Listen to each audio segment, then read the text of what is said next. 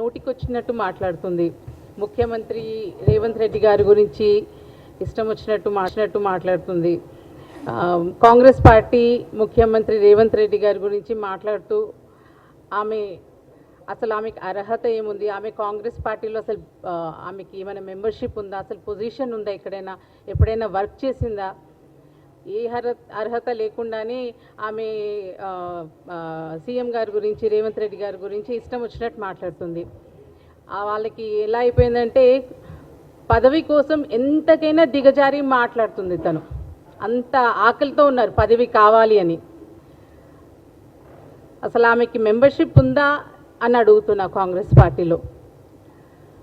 పార్టీలో ఏదైనా పదవి తీసుకొని తను వర్క్ చేసిందా, ఆమె అసలు కాంగ్రెస్ పార్టీ నాయకురాలేనా, కాంగ్రెస్ టికెట్ గురించి చెప్పడానికి ఆమెకి అర్హత ఏముంది, అసలు పొగరుబోతు మాటలు మాట్లాడడం, కళ్ళు నెత్తికెక్కి మాట్లాడుతుంది. తను అహంకారానికి హద్దు లేకుండా ఇష్టం వచ్చినట్టు మాట్లాడుతుంది ఆవిడ. అసలు నీకు రేవంత్ రెడ్డి గారి గురించి విమర్శించే అర్హత ఉందా? ఎంత ధైర్యం ఉంటే నువ్వు అలా మాట్లాడుతున్నావు? పరికాల నుంచి పోటీ చేస్తానంటున్నావు. నిన్నెవరు వద్దనట్లేదు, ఇండిపెండెంట్గా నువ్వు పోటీ చేసుకో. మా తరఫున ఎవరు రిక్వెస్ట్ చేయట్లేదు, మా పార్టీ నుంచి పోటీ చేయమని ఎవరు రిక్వెస్ట్ చేయట్లేదు. ఇండిపెండెంట్గా చేస్తే చేసుకో. కానీ కాంగ్రెస్ జెండా కానీ రాహుల్ గాంధీ గారు, సోనియా గాంధీ గారు ఫోటోలు మటుకు ఎందుకు పెట్టుకొని తిరుగుతున్నావు? మరి అంత మాత్రాన మా గురించి మాట్లాడేటప్పుడు మా ఫొటోస్ పెట్టుకొని మీరు తిరగొద్దు. కాంగ్రెస్ పార్టీని రిజంబులే చేయొద్దు. అలాగే ప్రజెంట్ అక్కడ ఉన్న ఎమ్మెల్యే గారి గురించి ఇష్టం వచ్చినట్టు మాట్లాడుతున్నావు.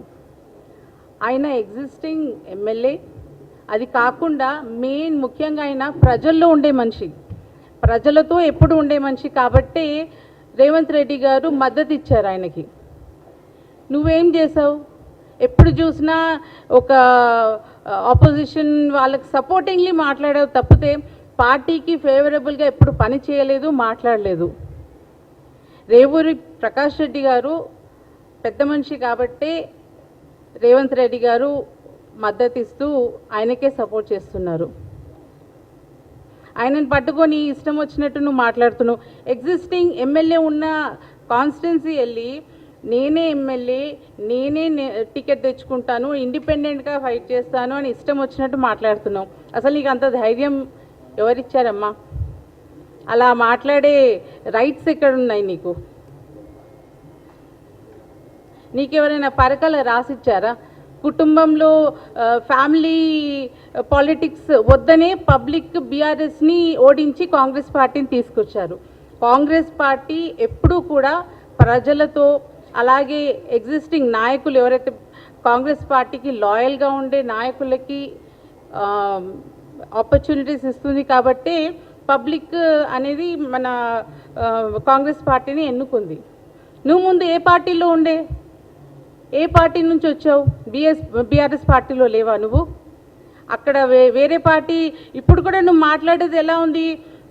ఆపోజిషన్ పార్టీని ఫేవరబుల్గా మాట్లాడినట్టుగానే ఉంది. ఏదో నువ్వు కాంగ్రెస్ పార్టీలోనే పుట్టి కాంగ్రెస్ పార్టీలోనూ చచ్చిపోతున్నట్టు మాట్లాడుతున్నావు. నువ్వు నీ బ్యాక్గ్రౌండ్ ఏంటో అందరికీ తెలుసు. నువ్వు ఇలా మాట్లాడితే మా కార్యకర్తలే నీ ఎంటబడి కొడతారు. అలా పిచ్చి పిచ్చి మాటలు మాట్లాడడం మానేసి ఇలా రెస్పెక్ట్ఫుల్గా మాట్లాడడం నేర్చుకో. మేడం గారు హైయెస్ట్ పోస్ట్ మీద ఉన్నారు క్యాబినెట్లో. ఆమెకి మీద మాకు చాలా రెస్పెక్ట్ ఉంది. కానీ మీరు మాట్లాడే తీరు అస్సలు బాగాలేదు. మీరు కొంచెము చూసి మాట్లాడాలి. అలాగే ఏ రాజకీయ నేపథ్యం లేకుండా ముఖ్యమంత్రి అయినా ఆయన చరిత్ర మీద, ఆయన అన్నదమ్ముళ్ళ మీద కూడా మీరు మాట్లాడడం రైట్ కాదు.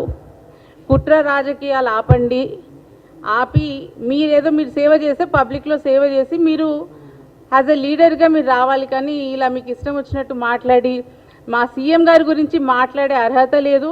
నెక్స్ట్ టైం మాట్లాడితే మా కార్యకర్తలు ఇప్పుడైనా మా కార్యకర్తలు వెంటబడి మిమ్మల్ని తన్నడానికి రెడీగా ఉన్నారు బయట. కాబట్టి మీరు ఇలాంటివి మానుకొని మీరు ఏమి చేయాలనుకుంటే పబ్లిక్కి సేవ చేయండి. ఫస్ట్ సేవ చేసి రండి. మీరు సేవ చేస్తే డెఫినెట్లీ కాంగ్రెస్ పార్టీ కూడా మీకు మద్దతు ఇస్తుంది. కానీ మీరు ఇలా రేవంత్ రెడ్డి గారి మీద అలా మాట్లాడడం, వాళ్ళ ఫ్యామిలీ గురించి మాట్లాడడము, మేము ఎప్పుడు కూడా మీ గురించి అలా మాట్లాడలే, కానీ మీరు ఇలా మాట్లాడడము చాలా తప్పు. మీకు కానీ ఎమ్మెల్సీ మాకు ఇవ్వలేదు అన్న అహంకారంతో మీరు ఇలా మాట్లాడడం రైట్ కాదు. ఇలాంటివి మానుకోండి. ఇలాంటివి చేస్తే మటుకు డెఫినెట్లీ హైకమాండ్ కానివ్వండి, కాంగ్రెస్ పార్టీ మీ మీద యాక్షన్ తీసుకుంటుంది. Thank you.